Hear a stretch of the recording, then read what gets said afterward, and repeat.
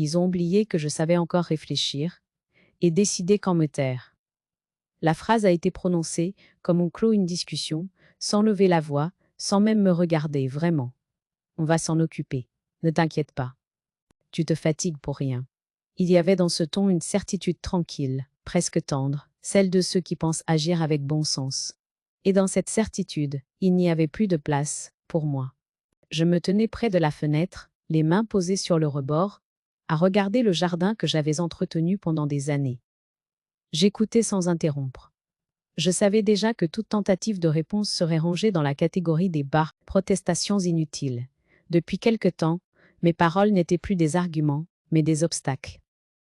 On ne m'écoutait plus pour comprendre, on m'écoutait pour me calmer. Ils parlaient entre eux, de moi, devant moi.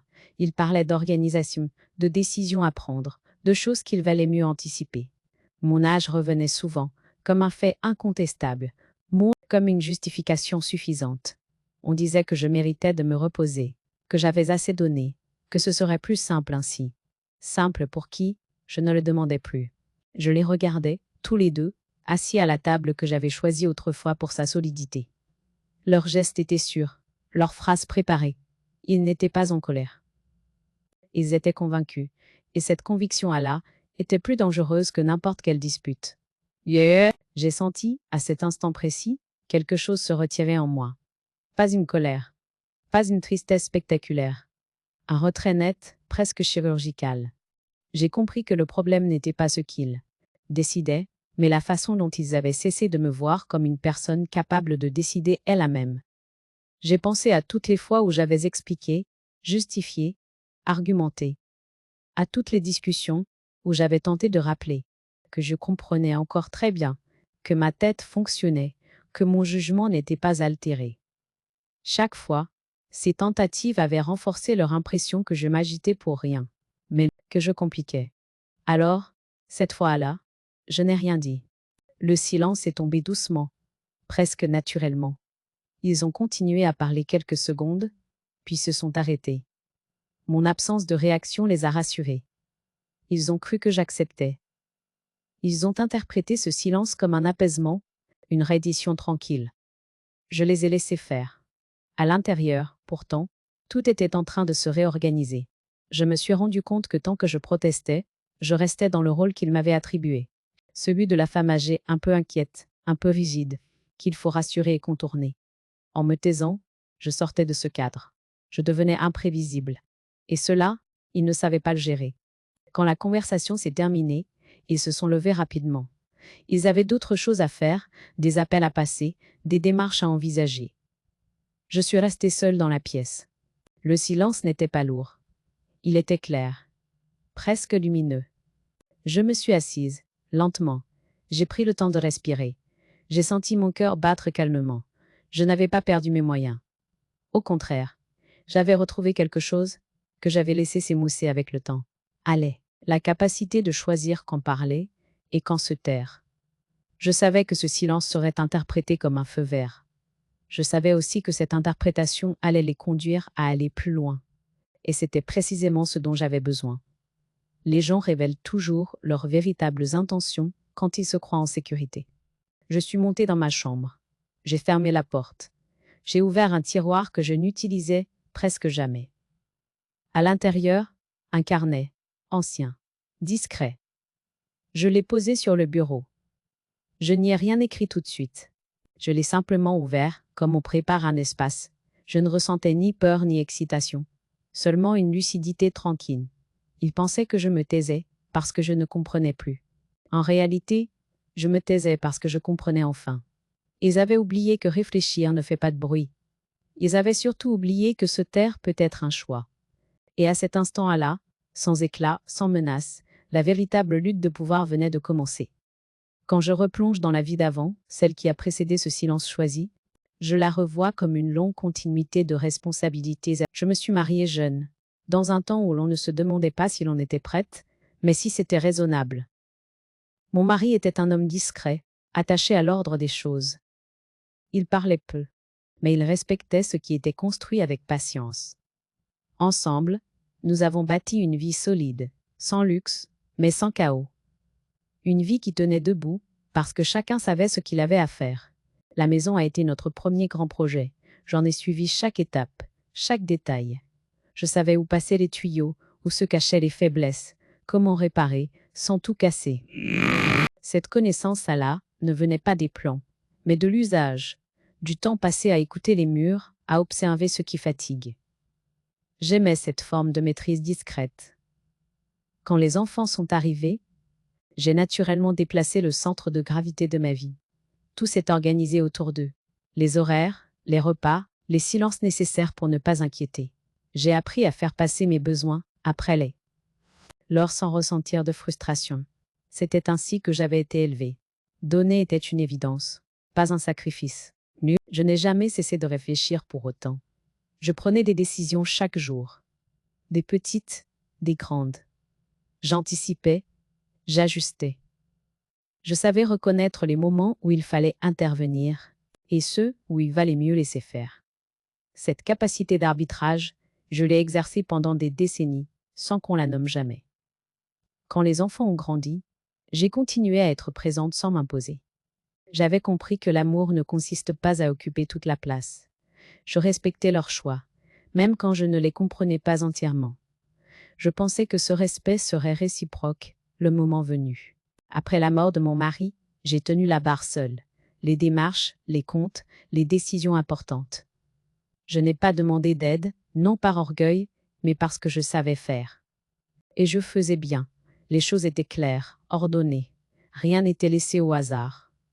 Cette période m'a confirmé une chose essentielle. Ma capacité à décider ne dépendait pas de quelqu'un d'autre. Les années ont passé.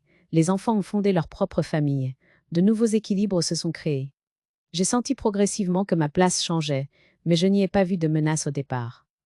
Je croyais que cette évolution était naturelle, que chacun trouve sa place, sans effacer celle des autres. J'ai continué à gérer mes affaires avec sérieux. Mes documents étaient à jour, mes décisions réfléchies. Je me tenais informée. Je lisais. Je comparais. Rien ne me semblait hors de portée. Pourtant, autour de moi, quelque chose avait changé. On ne me demandait plus conseil de la même façon. On m'informait après coup, comme si mon avis devenait facultatif. Je mettais cela sur le compte de l'époque. Ah, tout va plus vite. Les gens pensent qu'expliquer prend trop de temps. Je ne voulais pas être celle qui ralentit. Alors, je m'adaptais. Je me taisais quand il le fallait.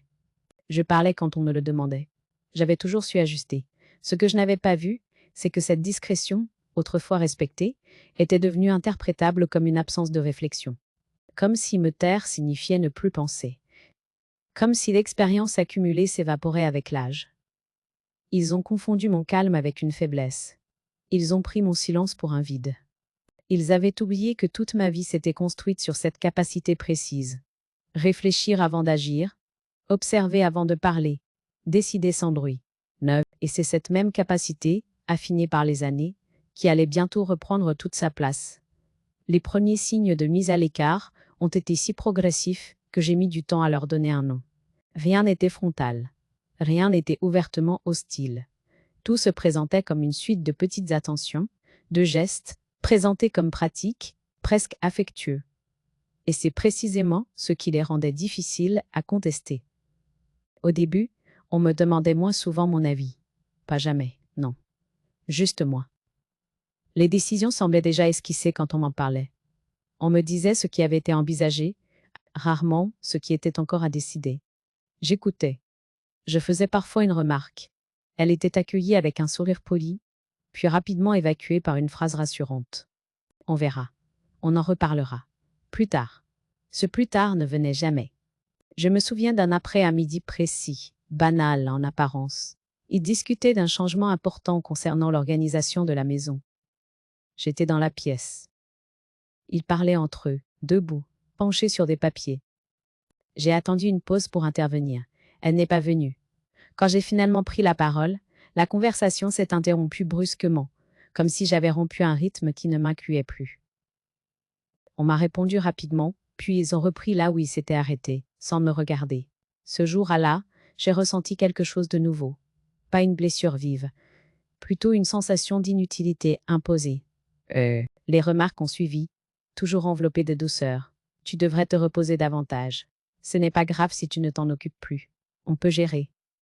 Chaque phrase semblait me libérer d'un poids.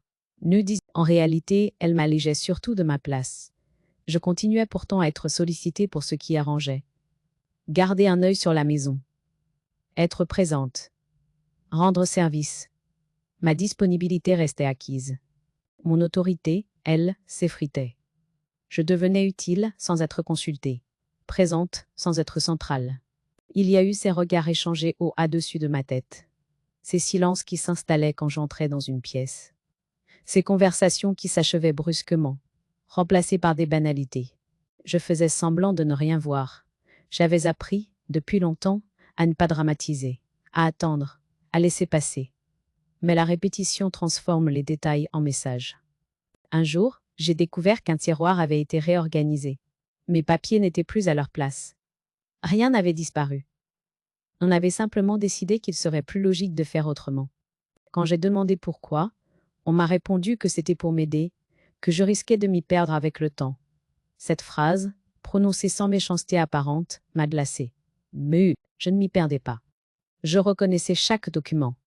Mais ma parole, elle, se perdait déjà. Je me suis surprise à hésiter avant de parler. À reformuler mentalement mes phrases pour qu'elles paraissent moins fermes, moins affirmatives. Comme si la clarté était devenue une forme d'agressivité. Comme si réfléchir encore devait désormais se faire en silence. Pour ne pas déranger. La solitude a commencé là. Pas dans l'absence, mais dans la disqualification progressive. J'étais entourée, mais déjà mise à distance. Je sentais que quelque chose se décidait sans moi, pour moi. Et je comprenais confusément que protester ouvertement ne ferait qu'accélérer ce processus. La nuit, je repassais ces scènes. J'essayais de repérer l'instant exact où tout avait basculé.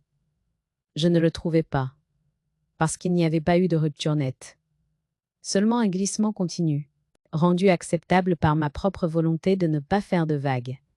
Je me suis demandé si c'était ainsi que l'on devenait invisible.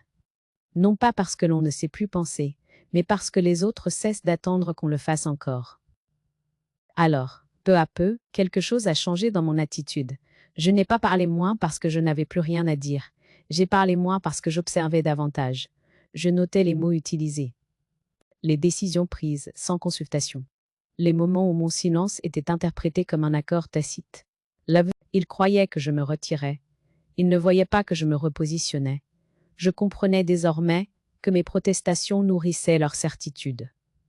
Tant que je m'expliquais, ils pouvaient me classer. En me taisant, je devenais une inconnue. Et cette inconnue là réfléchissait encore. Intensément. La mise à l'écart n'était plus une hypothèse. Elle devenait un fait. Et face à ce fait, je sentais se former en moi une décision lente, mais irrévocable. Ils avaient oublié que penser ne se mesure pas au volume de la voix. Ils allaient bientôt découvrir que le silence aussi peut être une forme de présence. La révélation n'a pas surgi dans un éclat de voix ou une dispute. Elle s'est imposée par une évidence froide, presque administrative. Un matin ordinaire, je cherchais un document précis, un de ceux que l'on ne consulte pas souvent, mais que l'on sait exactement où trouver. Je l'avais rangé moi-même, des années plus tôt, dans un dossier à part. En ouvrant le tiroir, j'ai su immédiatement qu'il n'était plus là. Je n'ai pas paniqué. J'ai vérifié lentement, méthodiquement. Rien. J'ai senti cette sensation particulière, celle qui ne ressemble ni à l'oubli, ni à la distraction, mais à l'intrusion. Quelqu'un avait déplacé mes affaires sans m'en parler. Pas par erreur. Par décision. Je suis descendue dans le salon, ils étaient là, tous les deux. J'ai demandé calmement si certains papiers avaient été rangés ailleurs. La réponse est venue trop vite, trop assurée. Oui, ils avaient tout regroupé. Pour plus de clarté. Pour m'éviter de chercher. Le ton se voulait rassurant. Presque fier de cette initiative. Je leur ai demandé pourquoi je n'en avais pas été informée. Un léger silence s'est installé, suivi d'une explication déjà prête. Ils avaient pensé que ce serait plus simple. Qu'à mon âge, il valait mieux anticiper. Que je n'avais pas besoin de me charger de ces détails. Et ces mots-là ont fait tomber la dernière illusion. Il ne s'agissait plus de petites maladresses, ni de gestes mal calibrés. Il s'agissait d'une décision prise à ma place, sans consultation, justifiée par une image de moi que je n'avais jamais. Validé. Mon gendre a parlé d'organisation, de protection, de responsabilité. Ma fille acquiesçait, visiblement soulagée, que la discussion prenne ce tour-là. Ils évoquaient déjà l'avenir, ce qu'il faudrait faire, le moment venu, quand je serais trop fatiguée pour gérer. Ils parlaient comme si ce moment était déjà inscrit quelque part, comme une échéance naturelle. J'ai alors compris que ce n'était pas seulement mes papiers qu'ils avaient déplacés. C'était ma position. J'étais passée du statut de décideuse à celui de variable, à gérer. Je leur ai demandé ce qu'ils entendaient exactement par anticiper. La réponse a été prudente, enveloppée de mots flous. Une procuration? Peut-être. Rien d'obligatoire. Juste au cas où. Cette expression, répétée plusieurs fois, a résonné comme une alerte. Juste au cas où, on prépare toujours ce qui permet d'agir, sans demander. Je me suis assise, pas parce que je me sentais faible, mais parce que je voulais regarder la scène sans trembler. Je les ai observés avec une attention nouvelle. Leur regard complice, leur manière d'éviter certains mots. Tout était déjà pensé.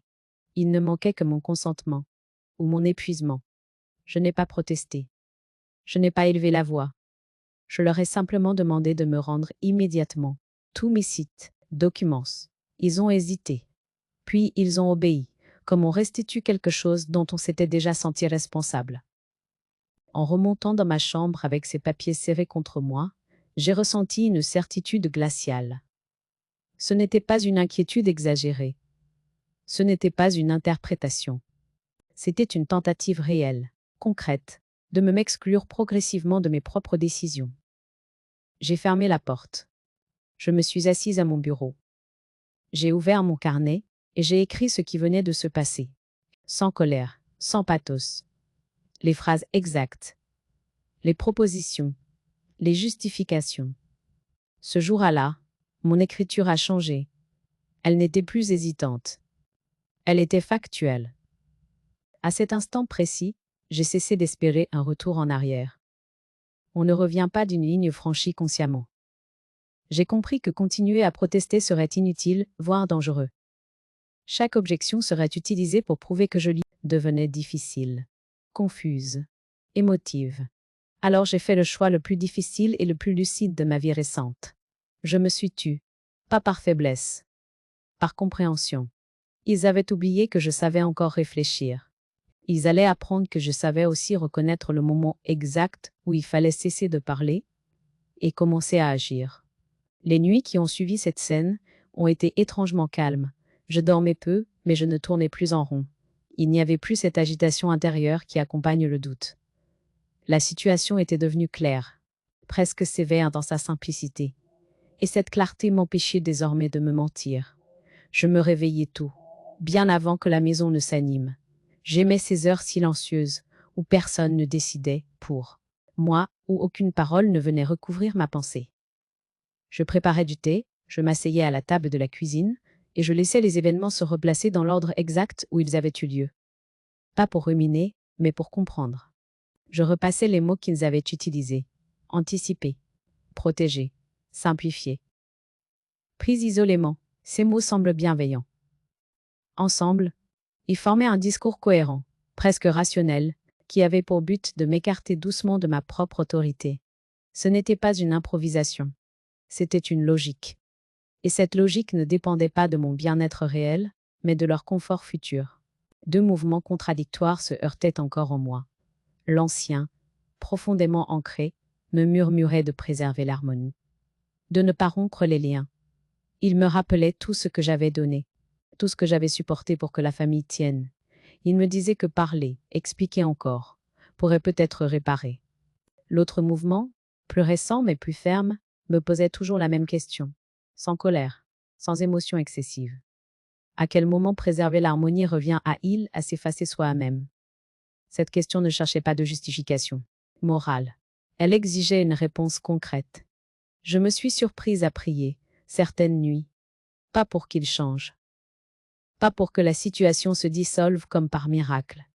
Je priais pour rester lucide, pour ne pas me laisser enfermer dans l'image qu'on essayait de construire de moi. Je sentais que toute réaction trop vive serait interprétée comme une preuve supplémentaire de mon prétendu affaiblissement.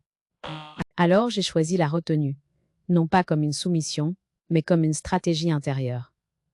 J'ai repris mon carnet. Je l'ai relu depuis le début. Les premières pages portaient encore la trace de l'hésitation, du besoin de comprendre, presque de se justifier. Puis, progressivement, l'écriture devenait plus sèche, plus précise. Des dates, des faits, des phrases exactes. Ce carnet n'était plus un refuge émotionnel. Il devenait un outil. J'ai commencé à lister ce qui m'appartenait réellement. Mes droits, mes biens, mes décisions.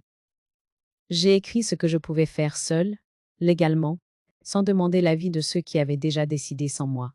Cette liste m'a apporté un apaisement inattendu. Elle me rappelait que rien n'avait encore été perdu. Mais j'ai rassemblé mes documents importants. Pas dans la précipitation. Avec méthode. Chaque papier avait une place. Chaque dossier une raison d'être. Je les ai glissés dans une enveloppe épaisse, que je n'ai pas laissée dans un endroit évident. Ce geste simple m'a redonné une sensation de contrôle que je croyais avoir perdue. Je me suis ensuite renseignée, discrètement. Pas auprès de proches. Pas auprès de ceux qui auraient cherché à me rassurer pour éviter que je n'agisse. J'ai lu des textes officiels, consulté des sources fiables. J'ai découvert que la loi n'a ni âge ni patience affective. Ouais, elle ne se base pas sur des intentions supposées, mais sur des faits, des cadres, des consentements clairs. Et des crabes. Plus j'avançais, plus une évidence s'imposait. On ne pouvait rien m'imposer sans mon accord explicite. On ne pouvait rien m'anticiper légalement sans que je sois pleinement informé et volontaire. Tant que je comprenais, tant que je décidais, personne ne pouvait agir à ma place. Cette certitude n'a pas éveillé de colère en moi. Elle a produit autre chose, de plus stable, une détermination calme. Je n'avais plus besoin de protester. Je n'avais plus besoin de convaincre. Je n'avais plus besoin de prouver que je savais réfléchir. Je le savais. Et cela suffisait. À partir de ce moment-là, mon silence a changé de nature. Il n'était plus défensif. Il devenait actif. Chaque jour, je me levais avec la même intention claire, observer, noter, préparer. Sans précipitation. Sans me dévoiler. Il me voyait apaisé. Et croyait que j'acceptais. Il ne comprenait pas que je faisais exactement ce que j'avais toujours su faire de mieux. Je réfléchissais, et je choisissais, enfin, le moment exact où parler ne servirait plus à rien, et où agir deviendrait nécessaire. Une fois cette détermination installée, tout s'est mis en place avec une précision presque surprenante. Je n'étais plus dans l'urgence, ni dans la peur. J'étais entré dans un temps différent, un temps lent en apparence, mais rigoureusement structuré. Chaque geste trouvait sa place, chaque décision son moment. Je n'ai rien annoncé. J'ai continué à vivre comme avant, du moins en surface. Je répondais quand on me parlait. Je souriais. Je rendais service si on me le demandait. Cette normalité apparente les rassurait. Ils croyaient que le calme signifiait l'acceptation. Non, ils ne voyaient pas que ce calme me laissait enfin l'espace nécessaire pour agir. J'ai pris rendez-vous avec un professionnel, discrètement. Pas pour me plaindre. Pas pour raconter une histoire familiale. Je me suis contentée d'exposer des faits. Des décisions prises sans moi, des documents déplacés, des propositions formulées comme des évidences. La personne en face de moi m'a écouté sans m'interrompre. Puis m'a posé des questions simples, précises. Ces questions-là faisaient toute la différence. Elle ne cherchait pas à interpréter mes émotions. Elle vérifiait ma capacité à décider. Et cette capacité était intacte. On m'a expliqué ce qui était possible, ce qui ne l'était pas. Ce qui exigeait mon consentement explicite. Ce qui ne pouvait se faire sans procédure claire. Chaque phrase dissipait un peu plus la peur diffuse qu'on avait tenté d'installer en moi. Je n'étais pas en retard. Je n'étais pas vulnérable. J'étais simplement entouré de personnes qui avaient cru pouvoir décider à ma place. À partir de là, j'ai commencé à organiser les choses concrètement. D'abord, mes comptes. J'ai vérifié chaque relevé, chaque accès. J'ai modifié certaines habitudes. Rien de brutal, rien qui attire l'attention.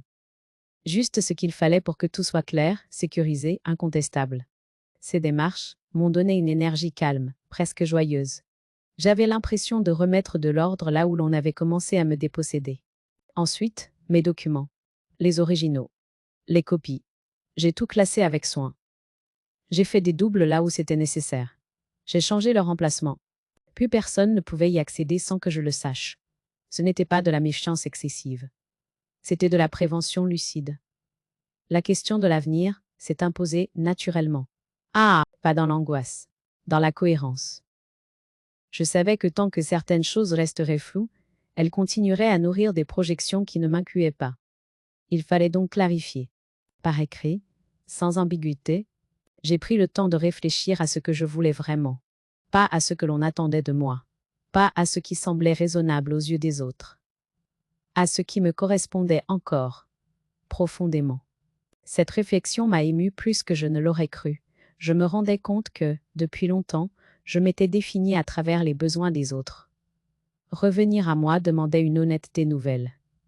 Je n'ai parlé de tout cela à personne, et ce silence n'était plus lourd. Il était protecteur. Chaque jour, je notais dans mon carnet l'avancée des démarches. Une date. Une confirmation. Une décision validée. Ce carnet était devenu une colonne vertébrale. Il me rappelait que je n'agissais pas dans la confusion, mais dans la continuité de ce que j'avais toujours été. À la maison, il semblait détendu. Mon absence de protestation renforçait leur sentiment de contrôle. Ils parlaient de projets, de ce qui serait plus simple plus tard. Je les écoutais sans commenter. Ils ne voyaient pas que le terrain avait déjà changé sous leurs pieds. Je n'éprouvais ni revanche, ni satisfaction excessive. Seulement une concentration profonde. Je savais que ce que je faisais maintenant aurait des conséquences irréversibles. Et cette conscience m'obligeait à rester juste, précise, irréprochable. Ils avaient oublié que réfléchir, ce n'est pas hésiter indéfiniment. Et c'est préparer sans bruit. Et pendant qu'ils interprétaient mon silence comme un renoncement, je construisais, pas à pas, la seule chose qui m'importait encore vraiment. La possibilité de décider, jusqu'au bout, et au bon moment. Le moment où tout s'est révélé n'a pas été spectaculaire. Il n'y a pas eu de cris, ni de scène. Ce fut une prise de conscience progressive, douloureuse pour eux, étrangement paisible pour moi. J'avais su attendre. Eux non. Tout a commencé par une question posée trop tard. Mon gendre m'a demandé, d'un ton qui voulait détacher, si j'avais fait des démarches récemment. Il faisait semblant de s'intéresser, mais je sentais la tension derrière ses mots. Quelque chose ne se déroulait plus comme prévu. Les pièces ne s'emboîtaient plus. Je lui ai répondu calmement que j'allais mis certaines choses au clair. Rien de plus. Pas un détail inutile. Cette brièveté l'a déstabilisé. Il a insisté, évoqué une lettre reçue, un courrier administratif qui parlait de changements qu'il ne comprenait pas. Il disait cela comme s'il s'agissait d'une erreur, d'un malentendu, temporaire. Ma fille est intervenue aussitôt. Elle parlait vite, trop vite.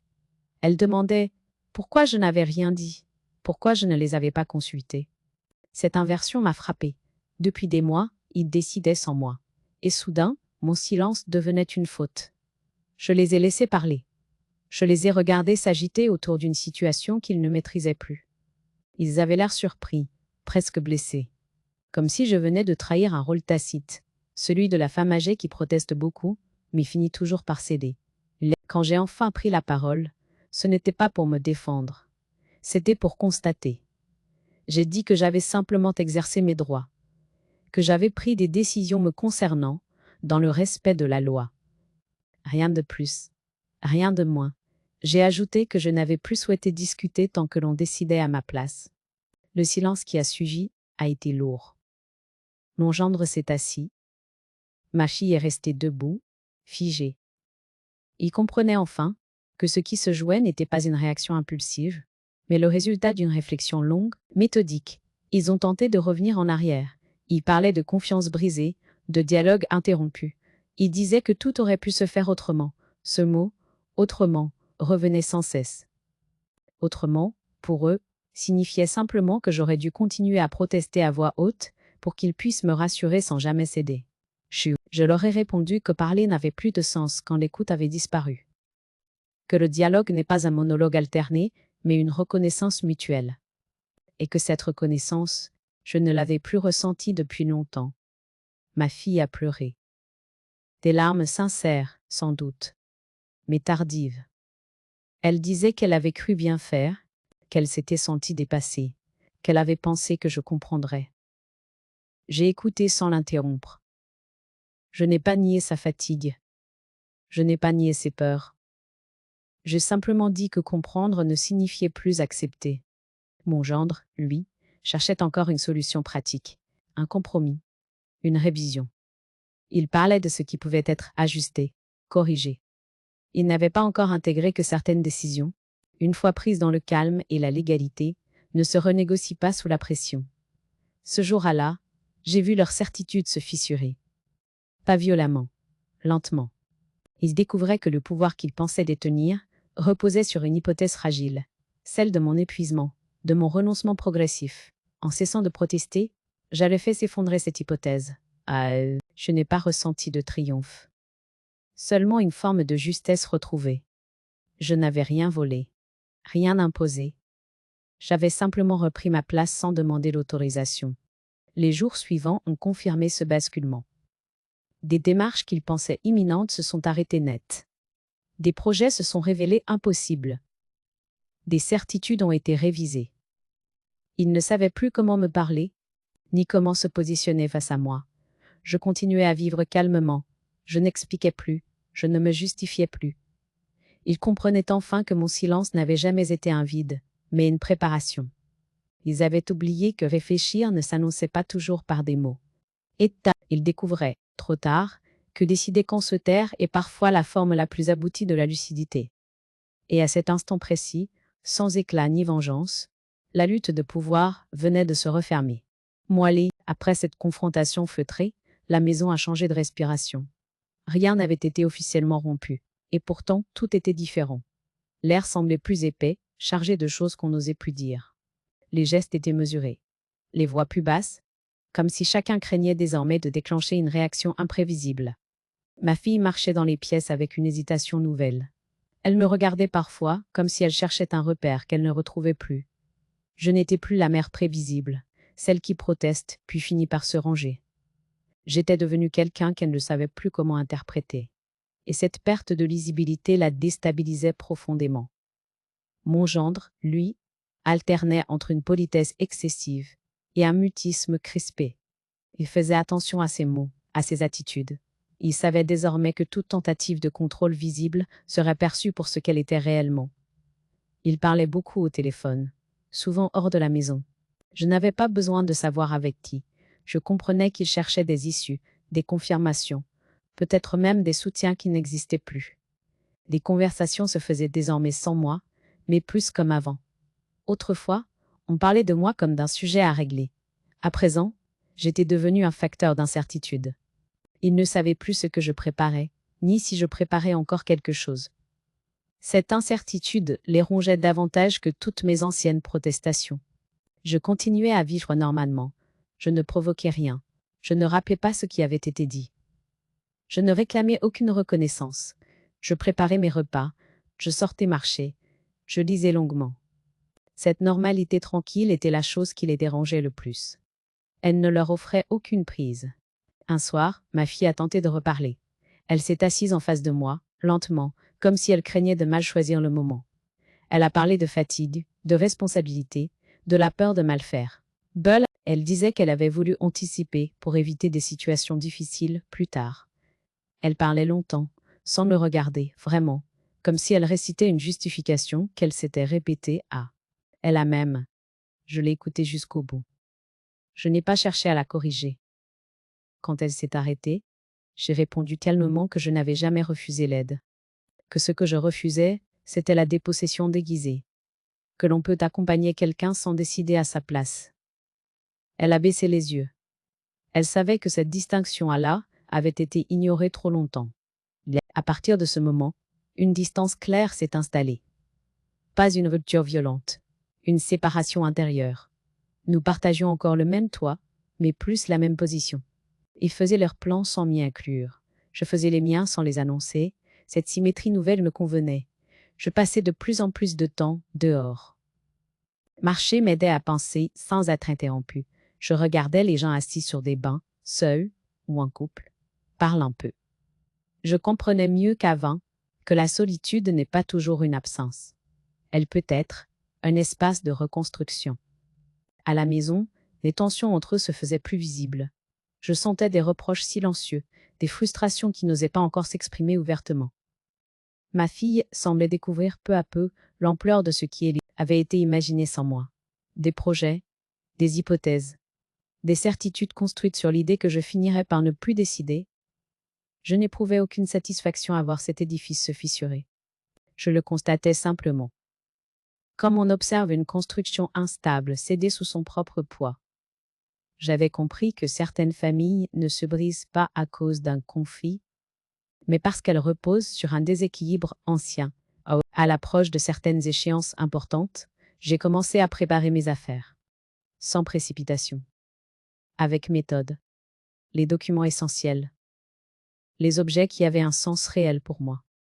Le reste perdait progressivement son importance.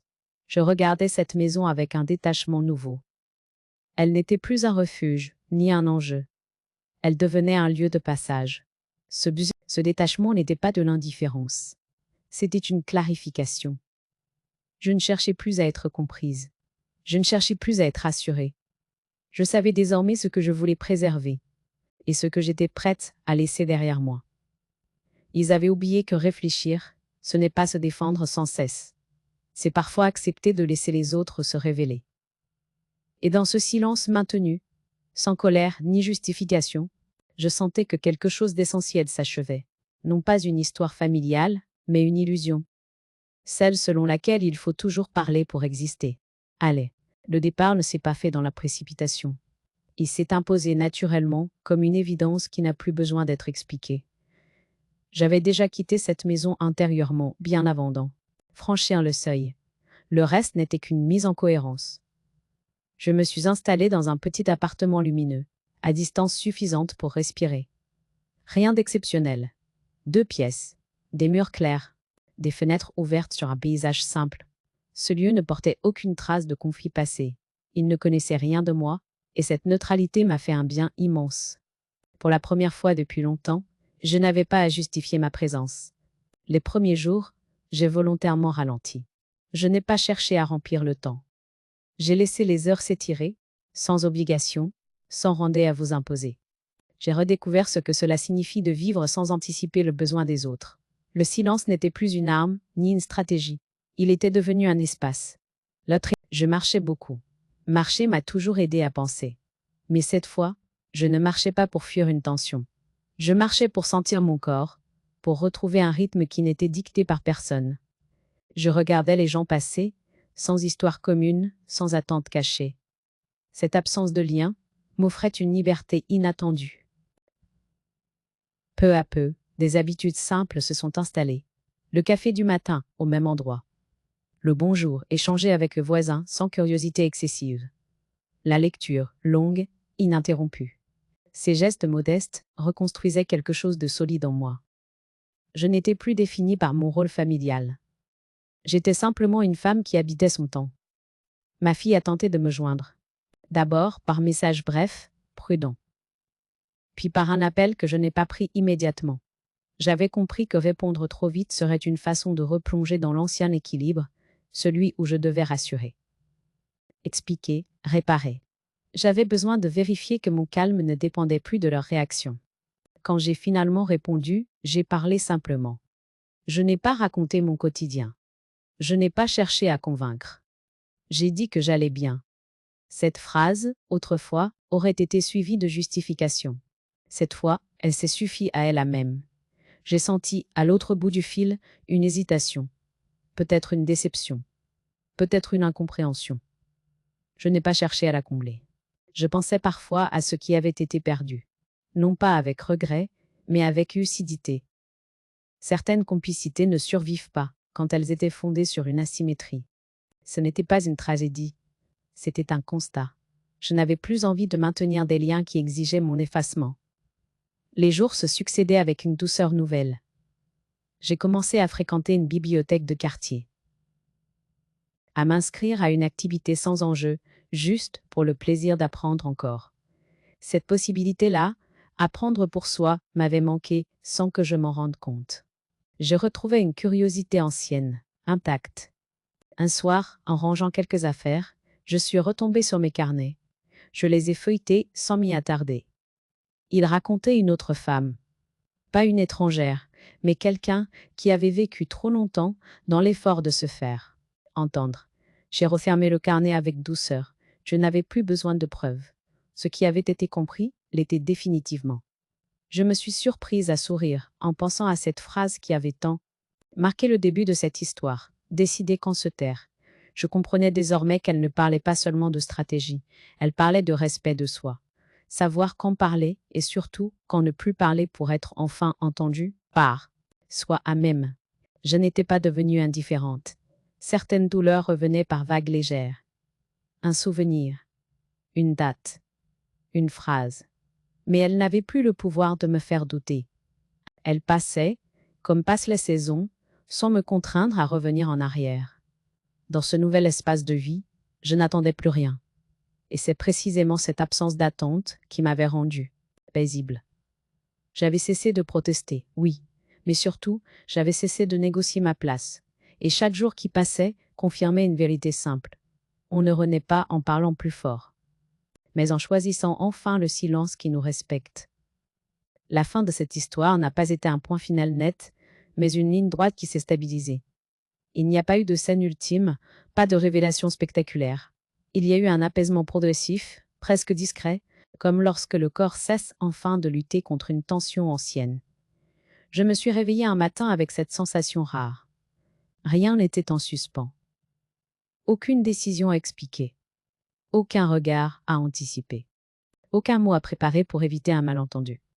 Le silence qui m'entourait n'était plus chargé de stratégie. Il était devenu une évidence. Je pensais encore parfois à ma fille, à la confusion qui avait suivi mon départ, aux certitudes qui avaient vacillé. Je ne nourrissais plus de colère. Pas même de tristesse aiguë. Ce que je ressentais ressemblait davantage à une forme de lucidité tardive. Certaines relations ne se transforment pas. Elles se déplacent. Et ce déplacement, aussi douloureux soit-il au début, permet parfois de respirer enfin. J'avais compris que je n'avais rien perdu d'essentiel. J'avais perdu une place imposée, oui, mais cette place m'avait peu à peu enfermée. En m'en retirant, je n'avais pas déserté. Je m'étais redonné à moi à même. Je relisais parfois mes carnets, non pour raviver les blessures, mais pour mesurer le chemin parcouru. Les premières pages étaient pleines de questions, de doutes, d'efforts, pour rester juste aux yeux des autres. Les dernières étaient sobres, presque austères. Elles parlaient de faits, de décisions, de dates. Entre les deux, il y avait eu un basculement. Le moment où j'avais cessé de vouloir être comprise. Cette prise de conscience m'a frappée avec force. Tant que je cherchais à être comprise, je restais dépendante du regard des autres. Le jour où j'ai accepté de ne plus l'être, quelque chose s'est libéré en moi. Je n'avais plus besoin de prouver que je savais réfléchir. Je le faisais. Je n'avais plus besoin de justifier mon silence. Je l'habitais. Je n'ai jamais regretté de ne pas avoir crié, ni dénoncé, ni exposé. J'ai choisi une autre voie, plus lente, plus exigeante aussi. Elle demandait de la patience, de la rigueur, et surtout, une fidélité totale à ce que je sentais. Juste, cette voie-là ne laisse pas de traces visibles immédiatement, mais elle transforme durablement. Je sais que, dans l'esprit de certains, mon silence restera une incompréhension. Ils diront peut-être que je me suis éloignée sans explication suffisante. Ils auront raison, d'une certaine manière. Car expliquer aurait signifié recommencer à me placer dans une position où l'on juge si mes raisons sont valables. Et ce temps-là était révolu. Aujourd'hui, je vis avec une attention différente. Je choisis avec soin ce que je partage, et avec qui. Je ne confonds plus la disponibilité avec l'amour, ni le sacrifice avec la loyauté. J'ai appris que l'on peut aimer profondément, sans se rendre perméable à tout. Je pense souvent aux femmes de mon âge, ou plus jeunes, qui se battent encore à coups de mots, de justifications, de protestations épuisantes. Celles qui croient que parler plus fort finira par les faire respecter. Je ne les juge pas.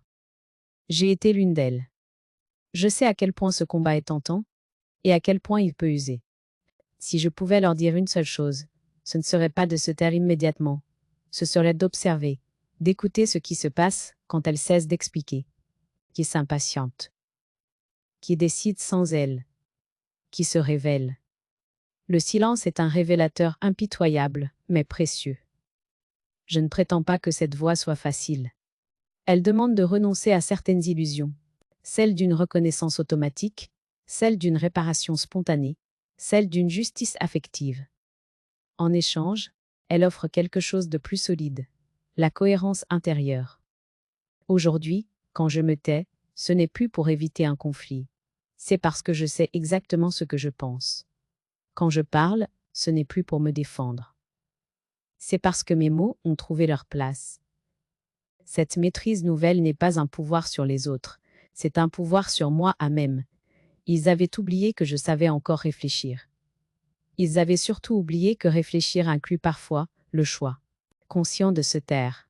Et dans ce choix, lentement construit, rigoureusement assumé, j'ai retrouvé ce que l'on ne devrait jamais avoir à reconquérir, ma dignité, intacte, tranquille, intransigeante.